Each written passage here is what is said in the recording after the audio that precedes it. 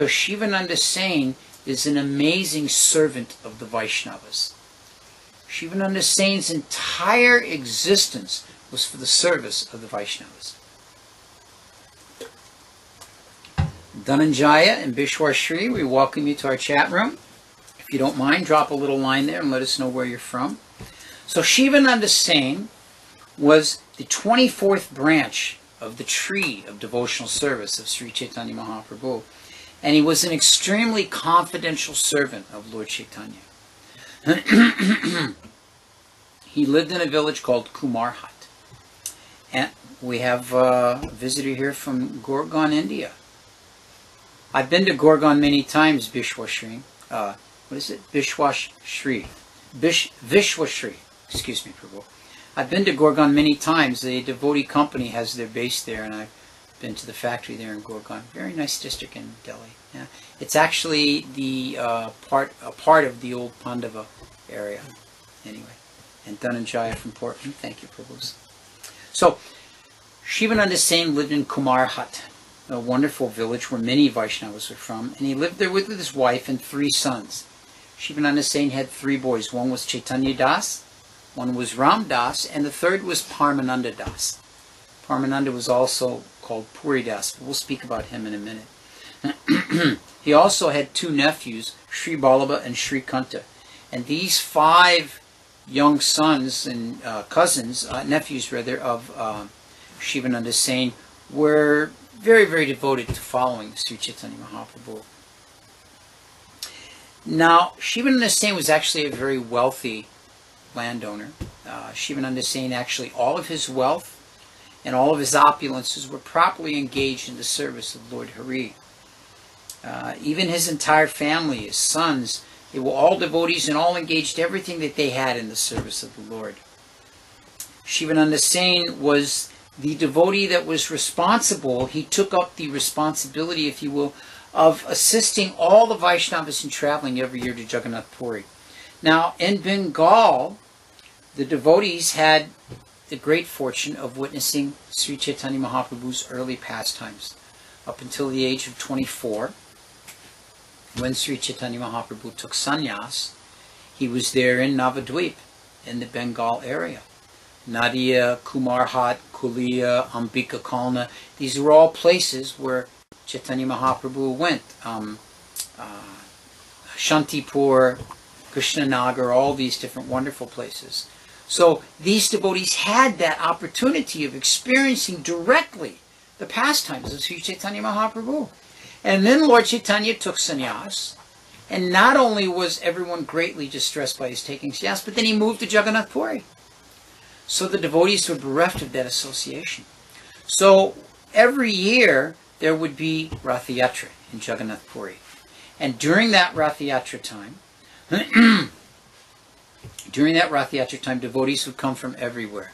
And the devotees from Bengal would all go en masse to Jagannath Puri. And usually the number was somewhere around 200, it mentions. And Sivananda Sena would arrange for everything for the devotees in their travels. And by their arranging for everything with the travel of the devotees, he was completely absorbed in serving the Vaishnavas. Now, I don't know how many of you have taken responsibility for different festivals or have a position in your temple where you're responsible to take care of the needs of the Vaishnavas. But it's a very wonderful service, but at the same time it can also be a little taxing, you know. Now, imagine you're responsible for the accommodations, the meals, the resting facilities of 200 Vaishnavas every day. Now, the period of time it would take to get from Bengal to Jagannath Puri is about a month, because they would travel. They had no jet planes. They had no railway back then even. It was just either by bullock cart or by walking, and so the devotees would walk on Parakram. They would go on pilgrimage to Jagannath Puri, all the time chanting the holy names of Krishna and carrying different banners from their different villages, and very, very nice like this, very wonderful atmosphere.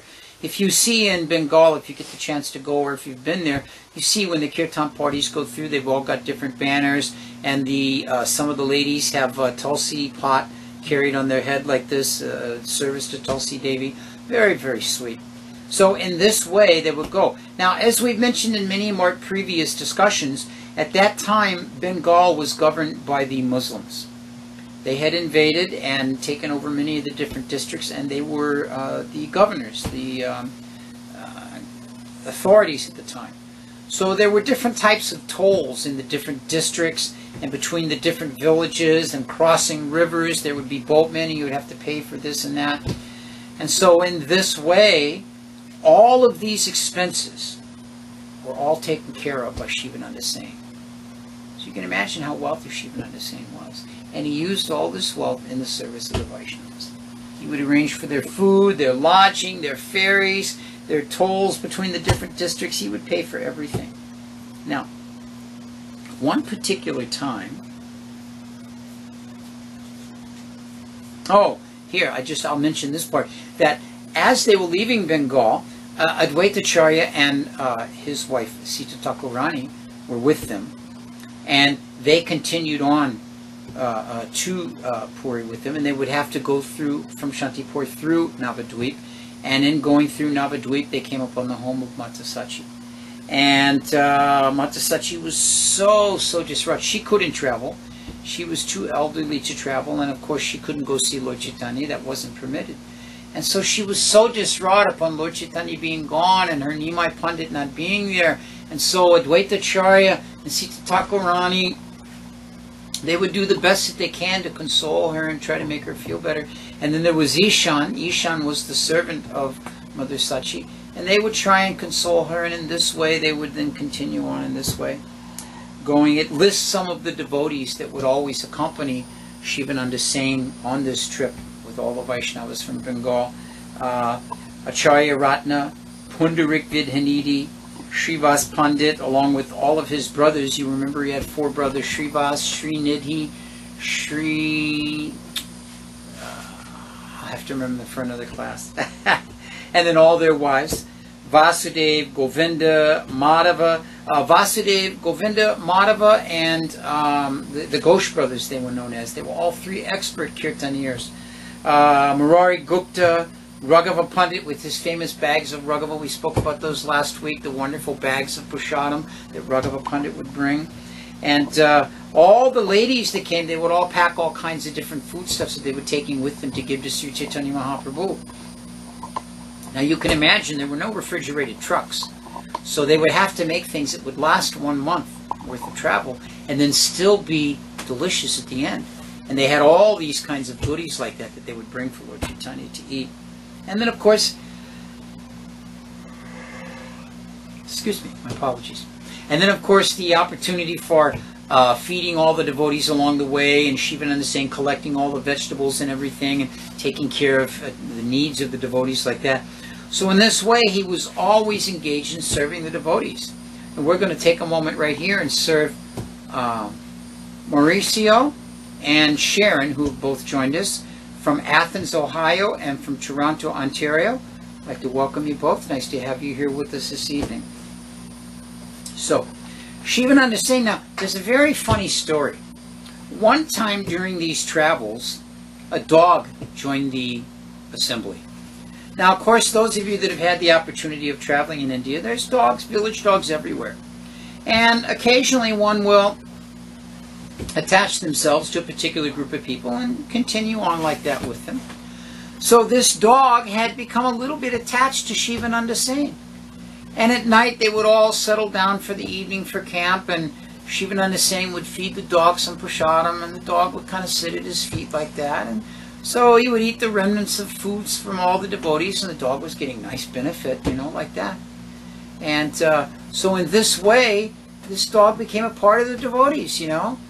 They would all travel during the day. The dog would be there in the kirtan party with them. They would break down at night and take prasadam. The dog would eat some prasadam from the remnants of the devotees. They would all sleep. They'd get up in the morning and do their morning services and discuss Srimad Bhagavatam. The dog would be listening like that, you know. Very amazing.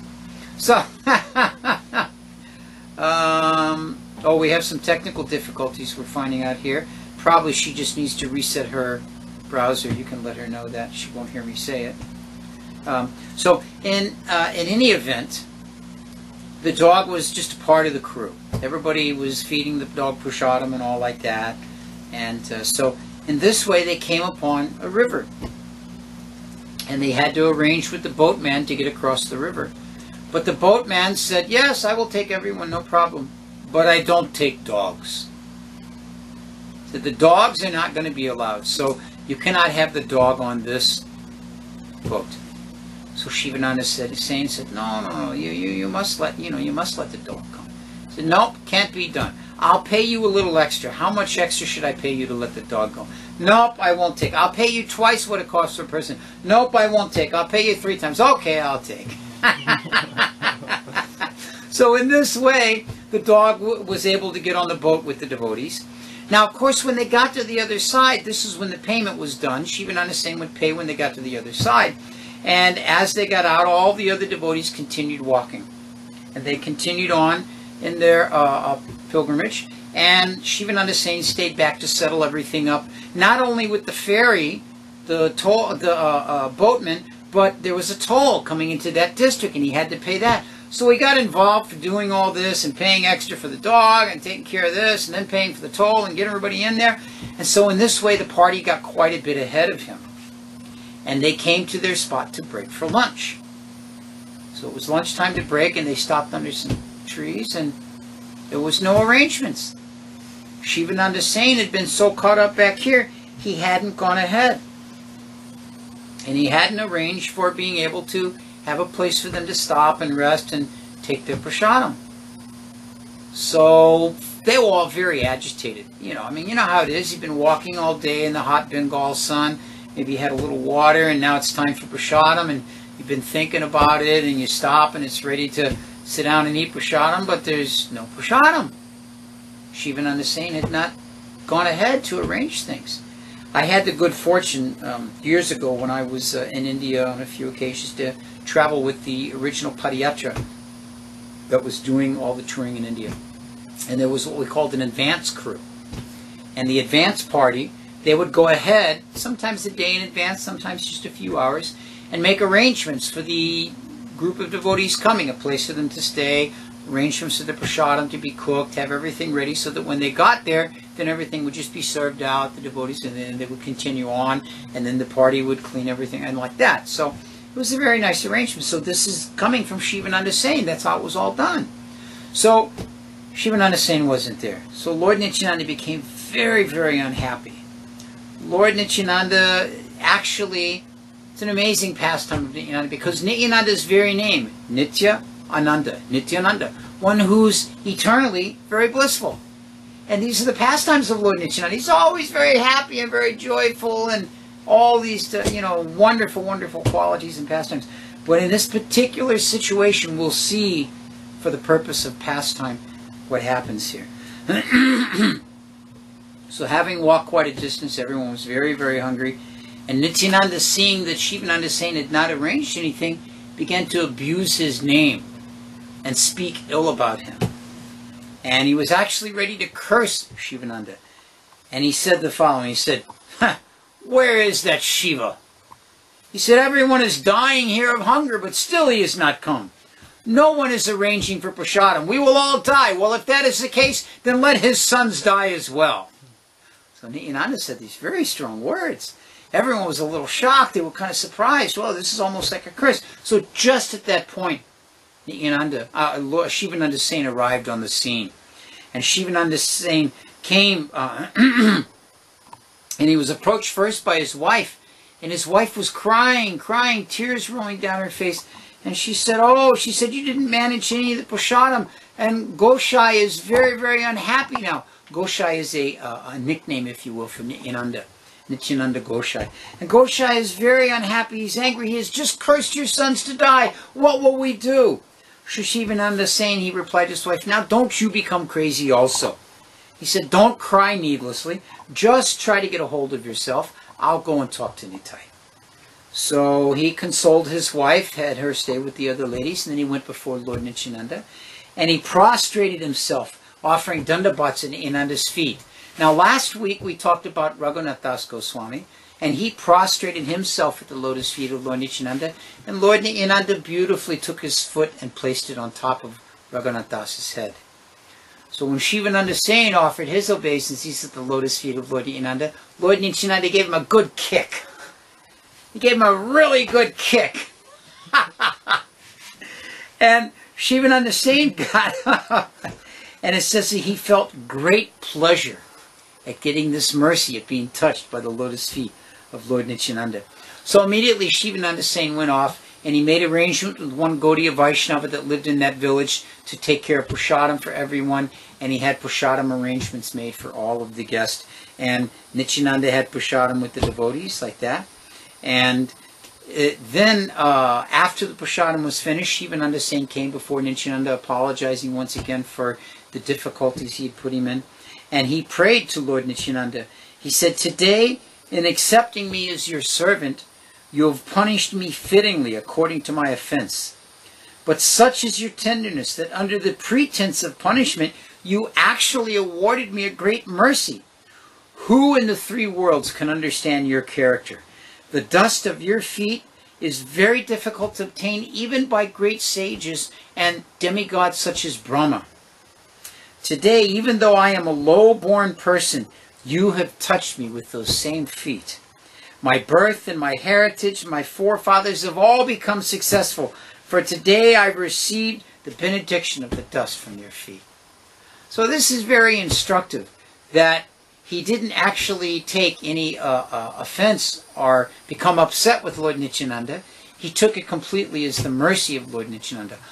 Unfortunately, his son Shrikant didn't have the same mood. Shrikant became very angry that Nityananda had kicked his father, and he went ahead on his own to Jagannath Puri. He went and traveled away from the rest of the devotees. He didn't stay with them because he was upset like that. Very, very interesting. So, now, a few days later, party is going on as we mentioned, and everyone's there, including the dog. And the dog's very, very much a part of the crew. And so they got up one morning after taking rest, and the dog was not there. Now, those of us that know the nature of dogs, dogs come and go. They're around for a bit or they're not around for a bit. What does it matter? But this dog was special. He had become the personal friend, you might say, of Sivananda Sena, who saw to the fact that tolls would be paid so we could go through districts, that ferries would be paid so we could get across rivers, that prasadam was given to him from the hands of the devotees. So he very much was concerned about the well-being of this dog who had become his dependent. So in this way, he got up and said, "Where's the dog? The dog's not here." He sent 20 servants out to search for the dog. Where did the dog go? And he was completely beside himself, completely distraught that the dog was not there. Now, someone might say, wait a minute, I thought Sivananda Sena was an advanced devotee. How is he so concerned about this dog? But Sivananda Sena, much like Yudhishthira Maharaj, when Yudhishthira Maharaj was taking his trek back to the spiritual world at the end of the Mahabharata, you might remember there was a dog that was going with him and just tagged alongside and had taken shelter of him. And he was not allowed to bring the dog into the spiritual world, so he said, all right, then I won't go. This dog's become my dependent. I have to take care of him. So in the same way, this is a Leela. In that case, the dog turned out to be Yamaraj, just testing the sincerity of Yudhishthira Maharaj, the very embodiment of the principles of religion. So in the same way, we'll see from this story what happens here. So Sivananda Sena was very, very concerned. So at any rate, they just decided, all right, nothing can be done. They continued on. When they arrived in Jagannath Puri, they were taken to see Lord Chaitanya. And Lord Chaitanya was sitting in an outdoor open area eating coconut. And who was there in front of Lord Chaitanya? But the dog. And Lord Chaitanya would take a bite of coconut and then take the rest and throw it to the dog. And the dog would jump up and grab it in the air and eat it. And the Lord Chaitanya would say Hare Krishna. And the dog would chant, Hare Krishna. Chant Hare Rama. And the dog would chant, Hare Rama. And in this way, the dog was chanting. And it mentions that very shortly after that, the dog was not seen. And Sarup Damodar confirmed that the dog had gone back to the spiritual world. Very special dog, associating with Sivananda Sena, getting the remnants of Prasadam from all the devotees from Bengal, and then getting the personal remnants of Prasadam from Lord Chaitanya, and chanting the holy name as well. So, my conclusion on the dog story is that if you're keeping a dog at home, and he's chanting Hare Krishna, then no problem. So, now, one of the times when Sivananda Sena was coming on this trip, because remember, this was done every year. Every year the devotees would go like this. So Sivananda Sena was going with his wife, and at this time his wife was pregnant. So when they arrived in Puri, what happened was that Lord Chaitanya said to him, he said, Sivananda, when your wife gives birth to this child, it will be a boy, you should name him Paramananda. Name him Paramananda Puri. This was the request. Oh, I'll tell you one story about another son, because as I mentioned at the beginning, that Sivananda Sena had 3 sons. Chaitanya Das was one, Ram Das, and then this Paramananda Puri will be the 3rd, but he hadn't been born yet. So when Sivananda Sena came with his family on one of these trips, one of the first ones I would imagine, to Jagannath Puri, they met Lord Chaitanya, and Lord Chaitanya said, oh, this is your son, Sivananda? He said, yes. He said, what is his name? And Sivananda said, his name is Chaitanya Das. And Lord Chaitanya said, what? What kind of a name is this? Why have you given a name such as Chaitanya Das to this boy? What name is this? Because Lord Chaitanya didn't want it to be his own name, you know. Sivananda Sena said, I have simply given him what is the inspiration that has come from my heart. So, in the same way, Lord Chaitanya the next time, seeing that the wife was pregnant, didn't want another Chaitanya Das, so he said, Sivananda Sena, you should name this boy Paramananda. Name him Paramananda Puri. So in due course of time, the boy was born, and sure enough, they gave him the name Paramananda. Paramananda Puri. And when they returned to Jagannath Puri the following year, Paramananda Puri was a little child. And they brought him before Lord Chaitanya, and they set him down at Lord Chaitanya's feet, and Lord Chaitanya stuck his foot over, and the child sucked on Lord Chaitanya's big toe. And this became Puri Das. Now Puri Das was very, very special devotee. Puri Das eventually became Kavi Karnapur. And Kavi Karnapur was the devotee that wrote the Gaura Gonadesha Dipika. This is the book that describes who all the associates of Lord Chaitanya were in Chaitanya Lila, as well as their original identity in Krishna Lila. So this is the book of Kavi Karnapur, the son of Sivananda Sena, who got to suck on the toe of Lord Chaitanya. Very interesting story. Very interesting story. This Chaitanya Das, I was mentioning him, Mandakini, saying how much she was enjoying the story about Chaitanya Das. There's another story about Chaitanya Das, that the mother had made all these very, very wonderful preparations. We talked about how they come. And then, of course, they would make lunch. And they arranged for Lord Chaitanya to come all the time. And so Lord Chaitanya would come to take lunch at their house. And Sivananda Sena would sit Lord Chaitanya down and would wash Lord Chaitanya's feet. And then he would arrange that all of the prasadam was served by Chaitanya Das, his son. And it mentions that Chaitanya Das placed in order, and it gives the order here, the following items: yogurt, and then limes, and then ginger, and then flour pakoras.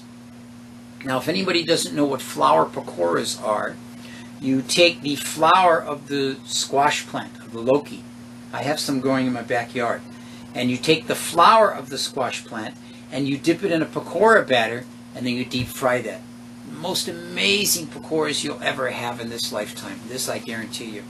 So then he would serve flour pakoras and then salty preparations after this. And seeing him serving in this order, everything arranged like that, Lord Chaitanya said, "Ah, this boy understands my mind. Today I'll be very pleased to eat from his hand." So, very, very nice story like that. So then after he was through eating all those wonderful things, he called Chaitanya Das over and gave him the remnants directly from his plate. So now a couple other pastimes with Sivananda Sena is that Sivananda Sena, as I mentioned, he was very wealthy and he took care of all the devotees, so he had to be a good manager of money. Now there was one devotee named Vasudev, and Vasudev was Vasudev Datti was spending very lavishly and not taking care of his finances. And it just describes in the Chaitanya Charitamrita that he was lavishly spending money. And so Lord Chaitanya put Vasudev Dutt and his finances under the direction and under the guidance of Sivananda Sena to save him from his lavish tendencies. Now, and another time, when Raghunath Das Goswami, we mentioned him last week, that when he escaped from his parents, and the parents wanted to know news, they understood he was staying in Jagannath Puri, they knew Sivananda Sena would go regularly back and forth once a year. So they would inquire when Sivananda Sena came back, how is my son? And Sivananda Sena was very happy to tell the parents, oh, your son is so wonderfully renounced. He's given up all comfortable living and is living in a very austere condition and very much pleasing Lord Chaitanya by his renunciation and austerity. And the parents, of course, very unhappy to hear that. So the following year, when Sivananda Sena returned to Puri, Raghunath Das' parents sent, 400 gold coins, 2 personal servants, and a cook to be given to Raghunath Das to make sure he didn't have to be so renounced and austere. And of course, Raghunath Das did the ultimate renunciation. He engaged that money and those cooks in serving Sri Chaitanya Mahaprabhu. And I think with that we will stop for a bit and see if anyone there has any comments or questions out there. There are lots of stories we can tell about these devotees. We have Braj Vilas has joined us from Jacksonville. Braj Vilas, it's nice to have you there. Hope you've been enjoying these pastimes. You came in a little late. I don't know if you were listening earlier, but we discussed today, for a recap, Vakreshwar Pandit and Devananda Pandit, who were very intricately linked in their association and in their dealings with each other. And then that link was service to the Vaishnavas, and so from there we segued, as they say, over to the pastimes of Sivananda Sena, who very nicely engaged in serving the Vaishnavas. We should understand that this service to the Vaishnavas is a very essential principle in the process of devotional service. I'm going to just kind of mention a couple of things here, and any of you out there that have questions or would like to throw something in, feel free to jump in at this time. But when I was a young brahmachari, I had joined the temple, and previous to joining the temple, I had lived with a group of devotees. There were many of us that lived together. It was like a communal type of living. And so I felt that I knew all these devotees previously. And so sometimes, they had all joined prior to me, so they were senior to me and knew more about the Shastra and the books than I did. I hadn't studied so much at that point. And so sometimes there might be some difference of opinion or some instruction I didn't particularly agree with, and I would argue with them. And then it would be some type of blow up or something. And I was diminishing their instruction to me. Just, oh, I just know these guys. They're friends. I don't have to pay attention like that. So in this way, the temple president had a very unique way of resolving any kind of disputes. We actually had 26 devotees in the temple. 3 were initiated, and the rest of us were bhaktas and bhaktins. Might have been 4 that were initiated, and the rest of us were bhaktas and bhaktins. And so he had a very unique way of engaging all of us in resolving these things. He would have each of us serve the other one. If there was an argument between 2 devotees, we would serve that other devotee. He would bring us in and hear both sides and then say, okay, here's what has to be done. Now you will wash his plate after prasadam for however many days, and you will fold his laundry after it's finished and put it in his room, like that. So in this way, we were given service to the devotees. And this is the way I grew up in Krishna consciousness, fortunately, knowing that service to the Vaishnavas is what is essential in advancing in the process of devotional service. And we should never think that that service to the Vaishnavas is something only at a certain time or place. it's something we can always embrace at all times and always being enthusiastic to do. And the advantage of living in a big community like Alachua, there's so many Vaishnavas to serve. So many ways to serve the Vaishnavas as well. So in this way, devotees should always be thinking, how can I increase my service to another Vaishnava? How can I find a Vaishnava I can serve? And this develops in us a mood of humility, and it helps to develop also a very strong sense of appreciating devotees. I'm surprised out there. No one has questions today. We have a smaller crowd tonight. Everybody must be just recuperating from the last few weeks of Rath Yatra and traveling and like that.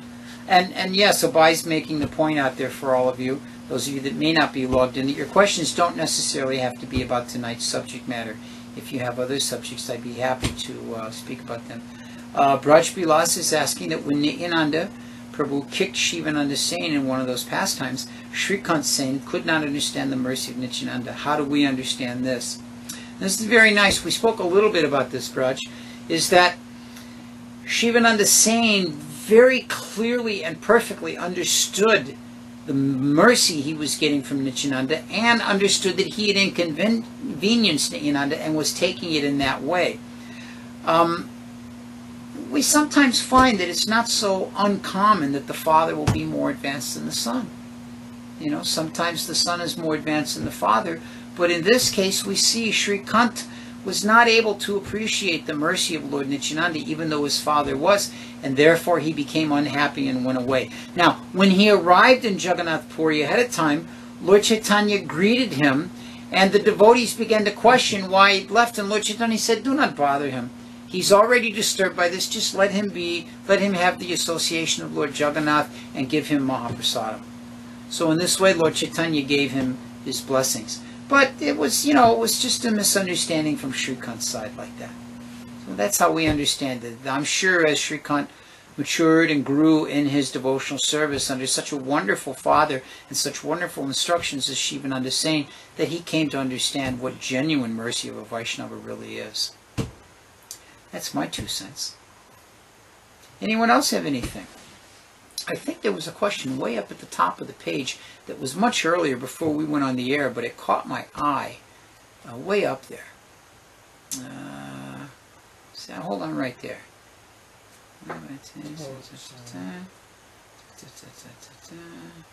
No, it was further down. Oh, here. My wife and expecting baby, can we offer food to Krishna? I guess these people, they left, 9 hours ago they left the chat room, so there's no point in pursuing. All right, let's go down to the bottom, see if anybody's got any questions down there at this end of the thing. Braj Vilas, I'm glad you liked that answer. All right. Well, if we don't have anything from anybody out there, Mandakini, I saw you were enjoying tonight's program. I'm happy to hear that. Nice to be of some service, to bring pleasure to the Vaishnavas. You can't help when you discuss the pastimes of Nityananda that there's going to be some good-hearted laughing involved. Any discussion about the pastimes of Nityananda always includes some good-hearted laughing. Bluegrass, it's great to have you with us again this week. Always count on you being there. Glad you're enjoying the program. Bluegrass, if you have any questions, if you have any suggestions on particular personalities you might like us to speak about, I'm wide open. Mandakini, the same thing. Those of you that are regularly tuning in, I'm open to suggestions if you have a particular Vaishnavacharya you'd like me to speak about in the following week, because I've got research on quite a number of them, and if you put me on the spot, then I'll have to do some quick research. So like that. At any rate, you can contact me through Krishna.com if you have suggestions for future personalities in the shows. Otherwise, I'll just keep showing up every Monday night for another chapter in the lives of the Vaishnavacharyas. Thank you very much. Hare Krishna and good night. Does that mean we're off the air too, or just off the sound? Off the air. Oh, okay, good.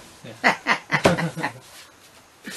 Oh. Janavamata, please. Oh, I did Janavamata. I write it back so you missed it. Janavamata was the 3rd show.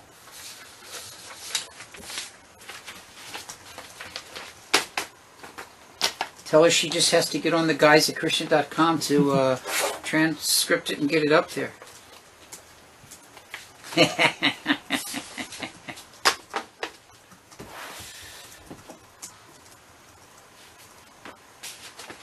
see if I missed anything from here that I intended to say, but no, spoke about that, mentioned that, yeah, mentioned about the wife, Paramananda Puri, yeah, intelligent, oh, I forgot this one. Oh, this was a nice pastime with Paramananda Puri when he was 7 years old. When he was 7 years old, he came back, of course, because he went every year with the parents. So 7 years old, and he was there with Mahaprabhu. And Mahaprabhu said, what was it? The boy came in front of Lord Chaitanya. Sivananda Sena was there. Oh, it's on. So Sivananda Sena brought his son Paramananda Puri. This is how Paramananda Puri got the name Kavi Karnapur. So Paramananda Puri came with the father. He was 7 years old, and he came before Lord Chaitanya. And so what happened was Lord Chaitanya said, Paramananda said, chant Hare Krishna. Paramananda didn't say anything. Puri Das just kept his mouth closed. And Lord Chaitanya said, I've even made the animals call out the name of Krishna, but I cannot make this boy call out the name of Krishna. What is the problem here, Sivananda is saying?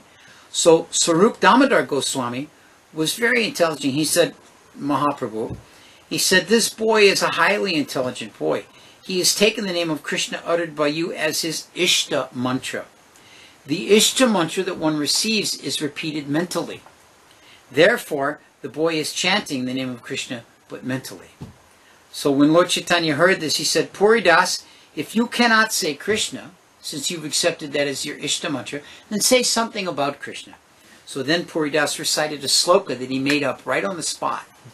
And the sloka, so I'm not even going to try and do the Bengali, Sanskrit, or Orisan. I don't know which it is. But anyway, the translation is, Glory be to Sri Hari, who is the blue lotus of the ears of the gopis, the pigment of their eyes, and the sapphire of their body and all their ornaments. So everyone was very, very surprised to hear this, of this boy 7 years old. Not only has he spoken this sloka, sometimes in class one of the little kids will chant the sloka, and we go, oh, that's very good, That one boy, Arvind, in the classes in the morning, always very excellent at chanting. He's like Jiva Goswami or something, He chants 3 chapters a day of Bhagavad Gita, So anyway, they were very surprised that this 7-year-old boy has not only chanted a sloka, but it's one that he made up on the spot. So they thought that this was a result of the Shakti that Lord Chaitanya had entered into his heart with this Ishta mantra. So after hearing the mantra, Lord Chaitanya said to him, he said, my dear child, in your sloka, you describe the ornament of the ear of the gopis, the karna. He said, therefore, from today forward, your name will be Kavi Karnapur. And the Kavi Karnapur became very famous, as I mentioned during the earlier session, that he became very famous as having written the Gaura Desha Dipika and 10 or 11 other books as well, all describing the pastimes of the Lord. So very, very nice. So I missed that one. They'll just have to tune in later and see it. And I spoke about the dog, yeah, Hare Krishna, Hare Rama, and Sri Hari. That's what the dog said, yeah. Had attained a spiritual body and returned to Vaikuntha. Hare Krishna.